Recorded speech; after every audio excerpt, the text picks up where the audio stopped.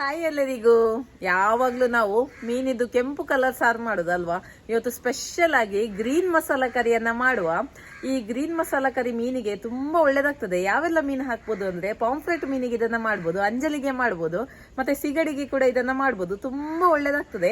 ತೆಂಗಿನ ಹಾಲೆಲ್ಲ ಹಾಕಿ ಮಾಡೋದು ಭಾರಿ ಒಂದು ರುಚಿಯಾದ ಕರಿ ಇದು. ಹಾಗಾದ್ರೆ ಇದನ್ನ ಯಾವ ರೀತಿ ಮಾಡುದು ಅಂತ ನೋಡುವ. ಅದಕ್ಕಿಂತ ಮುಂಚೆ ನನ್ನ ವಿಡಿಯೋಸ್ ಎಲ್ಲ ನಿಮ್ಗೆ ಇಷ್ಟ ಆಗ್ತಾ ಇದ್ರೆ ವಿಡಿಯೋಗೊಂದು ಲೈಕ್ ಕೊಡಿ, ವಿಡಿಯೋವನ್ನ ಶೇರ್ ಮಾಡಿ. ಓಕೆ, ರೆಸಿಪಿನ ಸ್ಟಾರ್ಟ್ ಮಾಡುವ.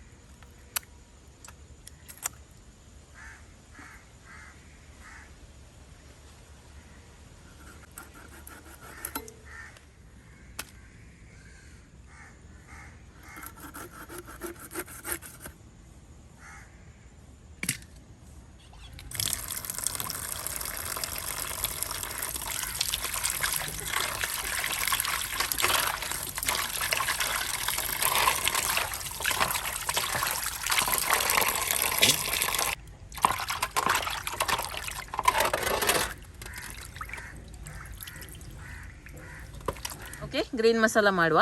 ಇಲ್ಲಿ ನಾನು 8 ಹಸಿಮೆಣಸಿನಕಾಯಿ ತಗೊಂಡಿದ್ದೀನಿ, 1.5 ಇಂಚಷ್ಟು ಶುಂಠಿ ತಗೊಂಡಿದ್ದೀನಿ, 10 ಬೆಳ್ಳುಳ್ಳಿ, ಅಂದ್ರೆ ಇದು ಚಿಕ್ಕದು ಉಂಟಲ್ಲ ಹಾಗೆ 10 ತಗೊಂಡಿದ್ದೀನಿ.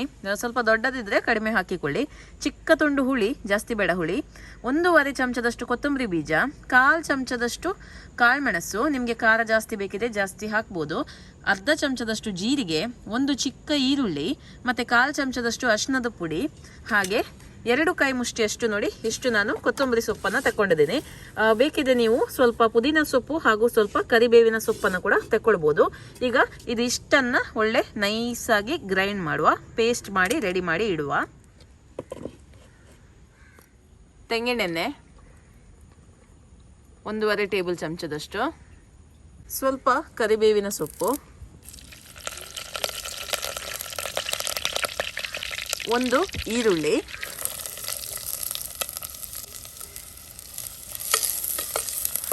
ಈರುಳ್ಳಿ ಒಳ್ಳೆ ಸಾಫ್ಟ್ ಆಗಬೇಕು. ಈರುಳ್ಳಿ ಒಳ್ಳೆ ಸಾಫ್ಟ್ ಆಗಿದೆ. ಈಗ ರೆಡಿ ಮಾಡ್ಕೊಂಡಿರುವಂತಹ ಗ್ರೀನ್ ಪೇಸ್ಟನ್ನು ಹಾಕಿಕೊಳ್ಳುವ.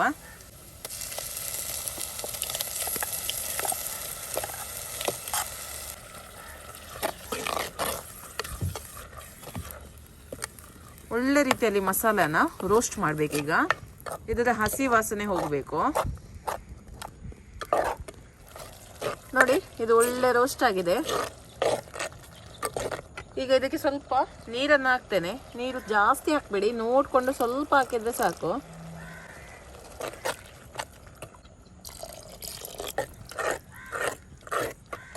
ನೋಡಿ, ರುಚಿಗೆ ಎಷ್ಟು ಬೇಕು ಅಷ್ಟು ಕಲ್ಲುಪ್ಪನ್ನು ಹಾಕಿಕೊಳ್ಳಿ. ಈಗ ಇದು ಒಳ್ಳೆ ಕುದಿ ಬರ್ತಾ ಉಂಟು, ಮೀನನ್ನು ಹಾಕುವ.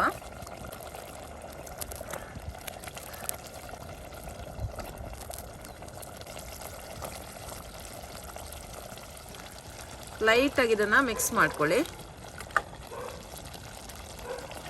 ಓಕೆ, ಇನ್ನು ಮೀನು ಒಳ್ಳೆ ರೀತಿಯಲ್ಲಿ ಬೇಯಬೇಕು. ಒಂದು ಬೇಗ ಆಗುತ್ತೆ ಇದು, ಜಾಸ್ತಿ ನೀವು ಸ್ಪೂನ್ ಹಾಕ್ಲಿಕ್ಕೆ ಹೋಗಬೇಡಿ. ಓಕೆ, ಅದರಷ್ಟಕ್ಕೆ ಬೇಯಲಿ ಇದು. ನೋಡಿ, ಈಗ ಮೀನು ಒಳ್ಳೆ ರೀತಿಯಲ್ಲಿ ಬೆಂದಿದೆ, ಒಳ್ಳೆ ಕುದಿ ಬರ್ತಾ ಉಂಟು. ಈಗ ಇದಕ್ಕೆ ನಾನು ಲಾಸ್ಟಿಗೆ ನೋಡಿ ತೆಂಗಿನ ಹಾಲನ್ನು ಹಾಕ್ತಾ ಇದ್ದೀನಿ. 1 ಕಪ್ ಅಷ್ಟು ತೆಂಗಿನ ಹಾಲನ್ನು ಹಾಕ್ತಾ ಇದ್ದೀನಿ. ಇದು ಹಾಕೋದ್ರಿಂದ ಒಳ್ಳೆ ಟೇಸ್ಟ್ ಬರುತ್ತೆ ನಿಮಗೆ ಸಾರಿಗೆಲ್ಲ. ಗ್ಯಾಸಲ್ಲಿ ಮಾಡುವಾಗ ಲೋ ಫ್ಲೇಮಲ್ಲಿ ಇಟ್ಟು ಇದನ್ನು ಇನ್ನೊಂದು ಕುದಿ ಬರಿಸಬೇಕು.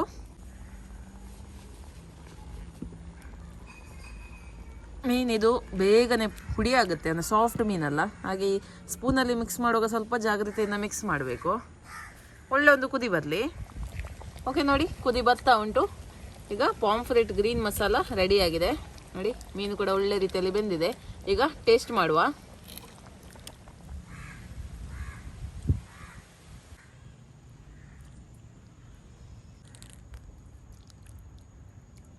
ಓಕೆ, ಊಟ ಮಾಡುವ ಬನ್ನಿ. ಒಳ್ಳೆದಾಗ್ತದೆ ಮೀನು ಗ್ರೀನ್ ಮಸಾಲ. ಯಾವತ್ತು ನೀವು ಟ್ರೈ ಮಾಡಿಲ್ಲ ಅಂದ್ರೆ ಒಮ್ಮೆ ಟ್ರೈ ಮಾಡಿ. ಓಕೆ,